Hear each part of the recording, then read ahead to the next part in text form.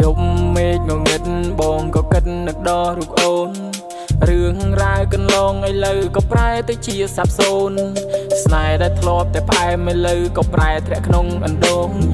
ព្រោះតែលុយដុល្លារធ្វើឲ្យជីវ៉ាអូនរំចោលបងយប់មេឃងងឹតបងក៏គិតនឹកដល់រូបអូនរឿងរ៉ាវកន្លងឥឡូវក៏ប្រែទៅជាសាប់សូន្យ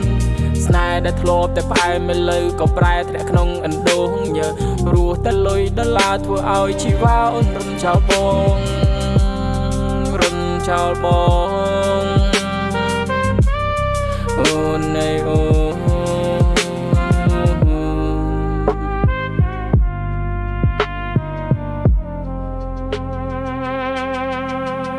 អូនថាគេជាមិនចិត្តស្និទ្ធមិត្តចិត្តស្និទ្ធគេបានដូចចិត្តឯបងត្រឹមជាសង្សារមិនហ៊ានប្រាថ្នាសំបីតែគិតគេនោះមានលុយដុល្លារអាចឲ្យជីវ៉ាកាត់ចូលមកចិត្តរូបបងនេះគ្មានដុល្លារធ្វើឲ្យជីវ៉ាអូនត្រូវកាត់ចិត្ត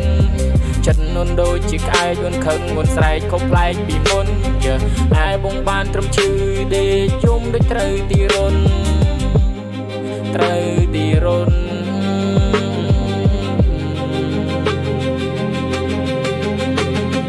រឿងរ៉ាវស្នេហាវាមិនចំណេញតែប្រែចំណង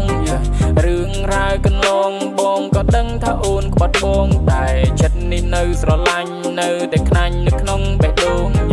ទុំបង្ខំយ៉ាងណាក៏ទេវតាឲ្យនៅអឡូន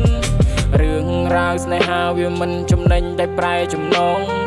រឿងរ៉ាវកន្លងបងក៏ដឹងថាអូនក្បត់បងតែចិត្តនេះនៅស្រឡាញ់នៅតែខ្នាញ់នៅក្នុងបេះដូង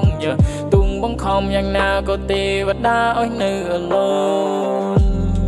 នៅអឡូន